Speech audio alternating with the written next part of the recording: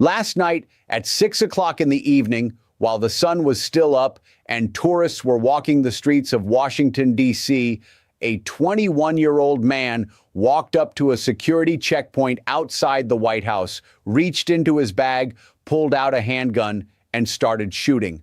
He fired somewhere between 15 and 30 rounds at Secret Service officers standing guard at one of the most protected locations on the face of this earth. The President of the United States was inside that building. Secret Service agents returned fire. The shooter was hit. He was rushed to George Washington University Hospital, where he died. A bystander, an innocent person who had nothing to do with any of this, was also shot and is fighting for their life in critical condition. The White House was locked down.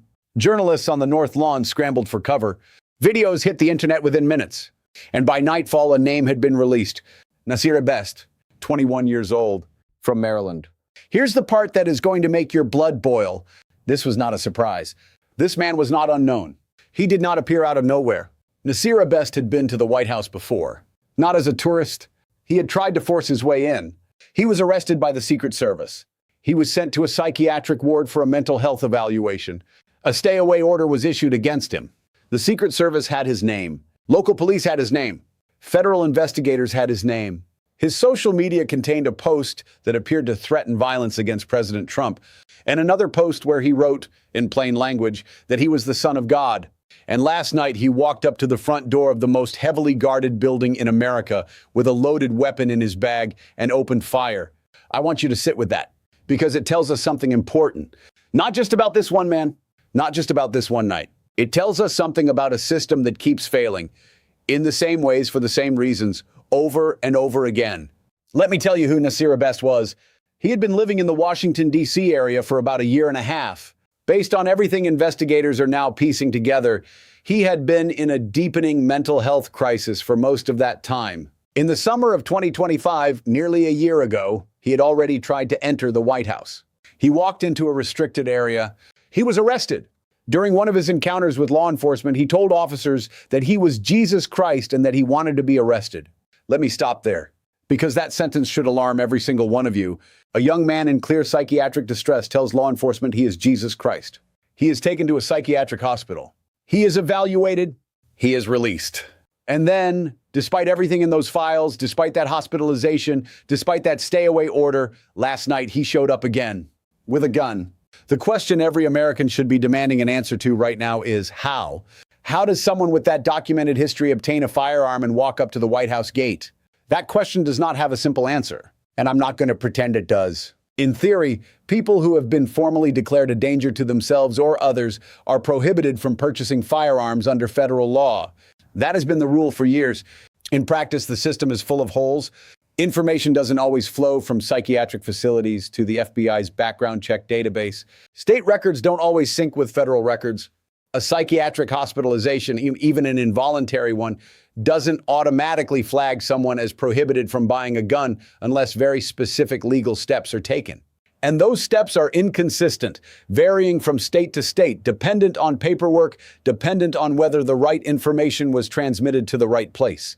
In short, a young man can be hospitalized for a serious psychiatric crisis, released, and the background check system may never know it happened. That is a system failure. Not a political failure, a system failure.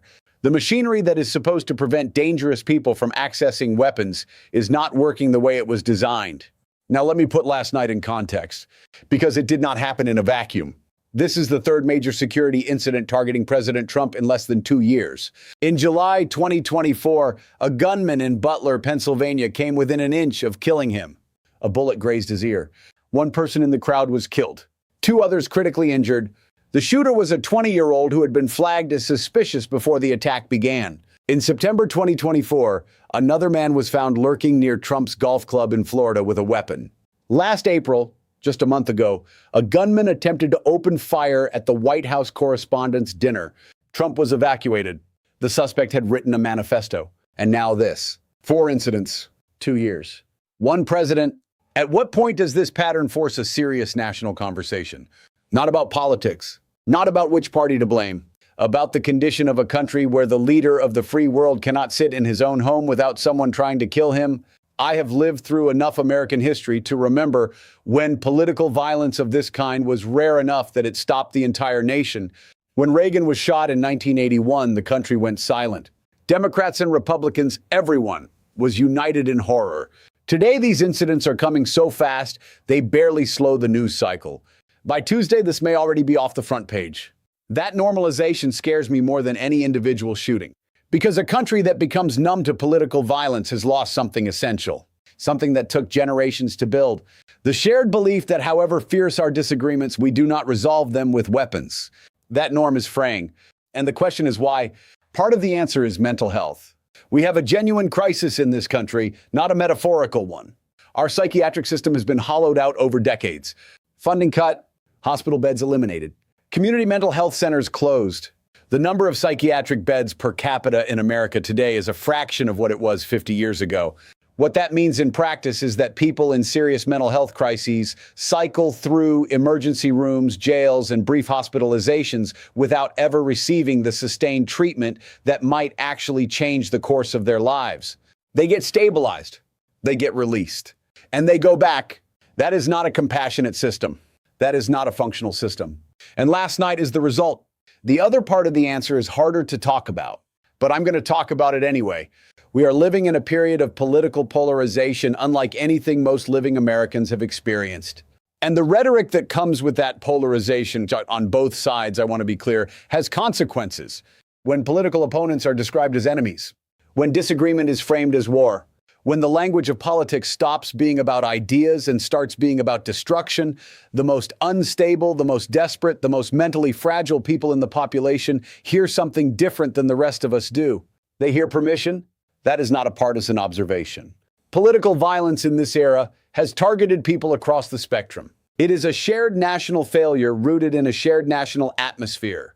And the leaders who have contributed to that atmosphere, again on all sides, bear responsibility. Not legal responsibility, moral responsibility. The responsibility that comes with power and with the influence that millions of people place in your words.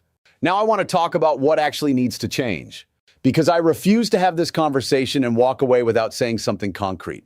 First, the background check system needs to be fixed. Not dismantled, fixed. The flow of information between psychiatric facilities, state systems, and the federal database needs to be comprehensive and consistent. When a judge involuntarily commits someone to a psychiatric hospital, that needs to automatically and immediately appear in the system that determines whether that person can purchase a firearm. No exceptions, no gaps. Second, we need to invest in mental health care. Real investment, not press releases. Actual funding for community mental health centers. Actual resources for crisis intervention teams. Actual treatment for people who are cycling through the system without getting better. Nasire Best was known to law enforcement for nearly a year. At no point did he receive the kind of sustained, comprehensive psychiatric care that might have changed what happened last night. Third, the Secret Service needs to answer some questions. Their agents performed well last night. They responded immediately and effectively. But how did someone with a documented history and multiple prior incidents at the White House, a restraining order, a psychiatric hospitalization, physically approach that checkpoint without being identified and intercepted before shots were fired? That is a legitimate question that deserves a public answer. And fourth, we need to lower the temperature. Nationally. Collectively. That sounds vague, I know. But I mean something specific by it. We need leaders who are willing to say clearly, consistently, repeatedly that political opponents are not enemies. That the person across the aisle is still an American, still a fellow citizen, still a human being. That the stakes of political disagreement, however high, do not justify violence. That is not weakness. That is civilization. That is the thing that separates a functioning democracy from a failed state. Nasire Best is dead. He was 21 years old. Whatever drove him to that checkpoint last night, whatever was happening inside his mind, the system failed him long before he failed everyone else. The bystander in critical condition tonight did nothing wrong. They were simply there when a string of system failures collided with a loaded weapon. Trump is safe. And regardless of your politics, regardless of how you feel about this president or any president, no American should want to see their commander-in-chief harmed. But safe tonight is not safe going forward. Not if nothing changes. Not if we spend 48 hours talking about this and then return to our corners and wait for the next time. The pattern is clear. The failures are documented. The changes that need to happen are knowable. What we need is the political wills and the national honesty to actually make them. I'll keep following this story. I'll keep telling you the truth. Drop a comment below. Tell me what you think needs to change and who you hold responsible. Your voice matters in this conversation. Subscribe if you haven't. Hit the bell. Because we are living through a defining moment in this country's history, and I intend to be here for every step of it.